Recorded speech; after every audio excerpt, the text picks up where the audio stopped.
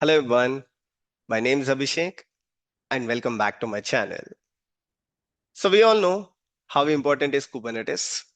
From startups to enterprises, every company wants to run their workloads on top of Kubernetes today. But there is an ongoing debate within the cloud communities that serverless will replace Kubernetes in the future.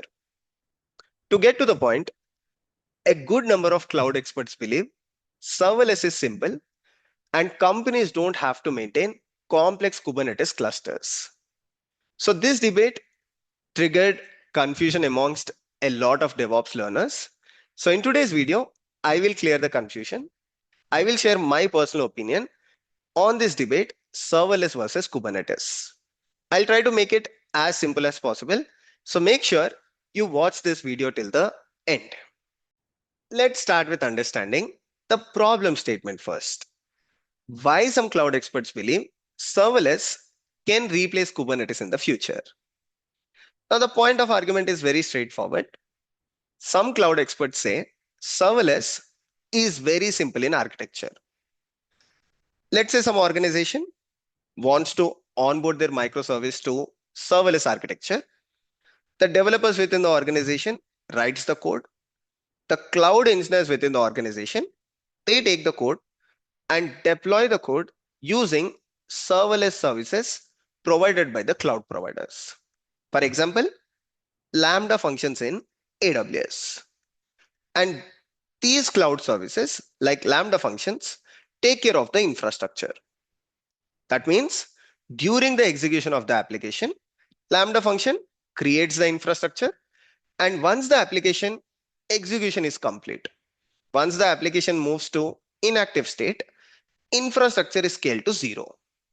This way, DevOps and cloud engineers don't have to maintain the infrastructure. So they don't have to write the complex ISA scripts using Terraform, CFT, or any other tool. On top of that, these cloud services also significantly reduce costing for the organization because the infrastructure is only up and running during the application execution.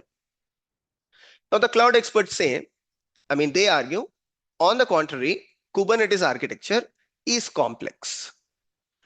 With Kubernetes, cloud engineers have to deal with control plane, they have to deal with data plane, and both the cloud engineers and developers should understand different Kubernetes components and how they interact with each other. And when organization decides to deploy multiple microservices to Kubernetes, they have to deal with YAML manifest, they have to deal with resources, services, ingress controllers, they have to deal with Helm, CRDs, customize, and there is a big list.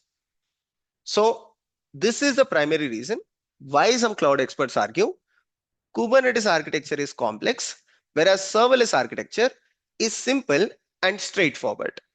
Because of this reason, because of this simplicity, serverless can replace Kubernetes in the future. Now, this is a problem statement. I hope it is clear. Now, let's try to debug the problem statement. How valid is it? To be honest, this argument should not be ignored because this argument is partially valid, especially in the startup ecosystem. People should understand not every company needs Kubernetes. Every company should not start their journey with Kubernetes. They should ideally start with capacity planning. They should understand their scaling requirement. They should understand the future audience requirement.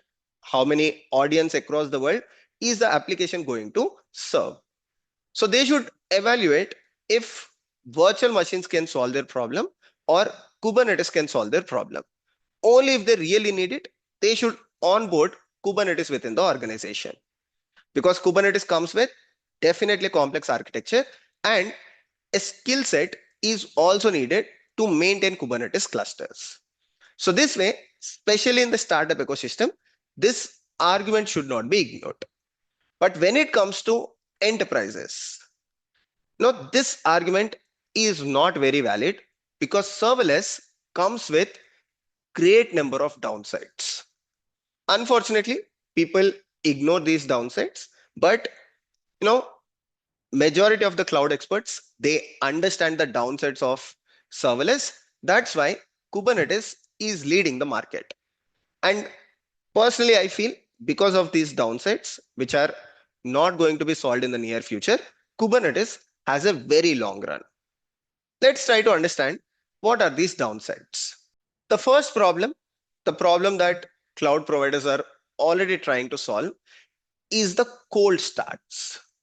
What exactly is a cold starts? Let's say you have a microservice deployed using serverless function like AWS Lambda, and for some period of time, let's say for 2 hours, your application was not invoked. Nobody was using your application. And let's say after a while, your application is being accessed by 20 different users across the globe. Now, Lambda function, because of this period of inactivity, it takes good amount of time to spin up the infrastructure and have the application up and running. Now, this phase is called as cold starts. As I told you, this cold start is a major problem that cloud providers are trying to solve, because this can take up to seconds to minutes as well. And during this time, the end users face latency, or the end users feel downtime of the application, which is not really good these days, because if application is considered slow, end users consider the application down in 2025. Now, problem number two, vendor lock-in. Now, this is a very, very important thing, because when you are dealing with serverless functions, when you are dealing with microservices in serverless architecture, you don't realize you are actually getting vendor locked in. Because when you are trying to deal with Lambda functions in AWS, it is not just Lambda functions. You should understand, along with Lambda functions, you will be dealing with Event Bridge within the AWS. You will be dealing with DynamoDB within the AWS. You will set up step functions for your Lambda function. You will set up API gateway for the Lambda function. And you will also set up something like CloudWatch logs for your Lambda function. So you feel like you are only dealing with Lambda functions, but you are dealing with a lot of services. So this way, if you want to move from AWS to Azure today, let's say AWS did not meet the SLA that they promised. Because of the downtime of AWS, you want to move to Azure. Now you don't, or you are not actually only migrating from Lambda functions in AWS to serverless function in Azure, but you are actually dealing with all of these services. So you have to redesign your entire architecture. Compare this with Kubernetes, it actually becomes very simple. Because with Kubernetes, most of your YAML manifests work exactly the same. And even if you want to move from cloud provider to on-premises, with Kubernetes, it is super simple.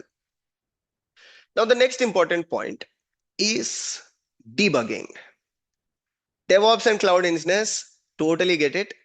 If you're dealing with serverless functions and for some reason, let's say the end user reports, hey, I see 500 internal server error, or end user says, hey, I see, slowness in the application. I experience latency with the application. With Kubernetes or with virtual machines, it is very easy. You can just go to the logs of the application. You can set up a thread dump. You can set up heap dump, and you can start troubleshooting the application. But with serverless functions, debugging and troubleshooting is super painful. Of course, there are some local emulators.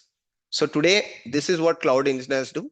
They set up some local emulators, but unfortunately, they don't actually behave like the real servers. On top of that, today's applications, they throw huge number of logs a minute. So when you're dealing with serverless for debugging and troubleshooting, you have to set up a log storing platform, and you have to constantly push your logs to that log storing platform, even for basic troubleshooting and debugging.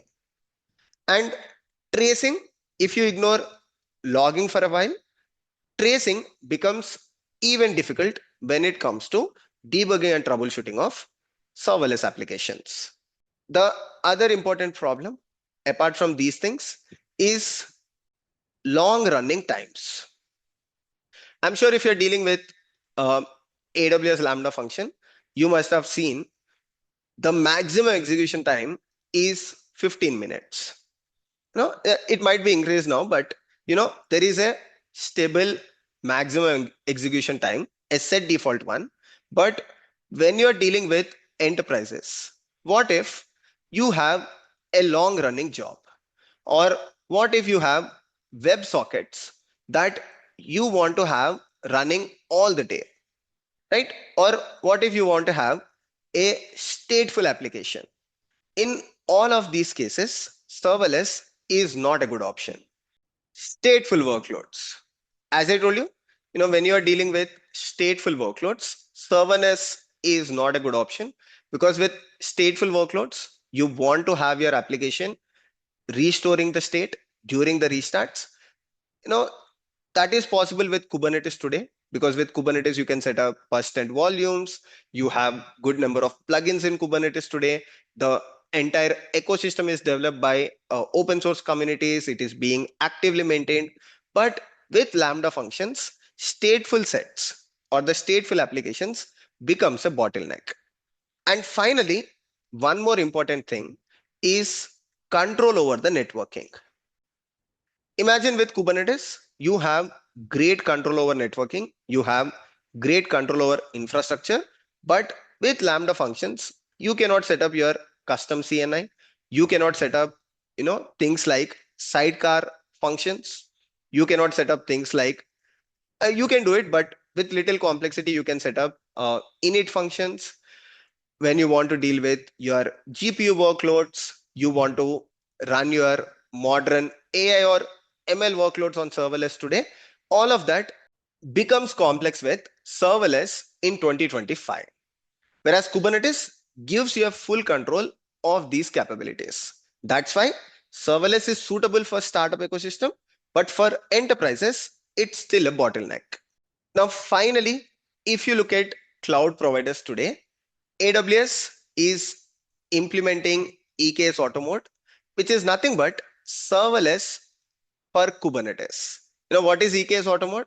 You have your Kubernetes worker nodes actually maintained by the cloud provider, which is serverless architecture.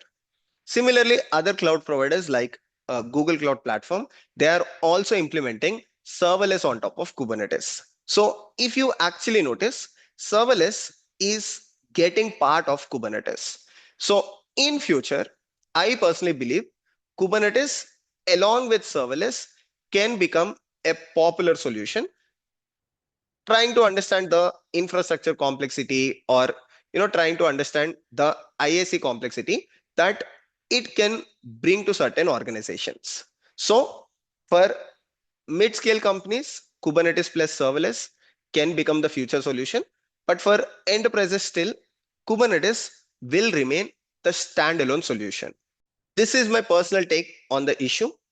Let me know in the comment section if you have a different opinion, or let me know in the comment section if you have any question with respect to this topic. I hope you found this topic insightful. See you all in the next lecture. Take care, everyone.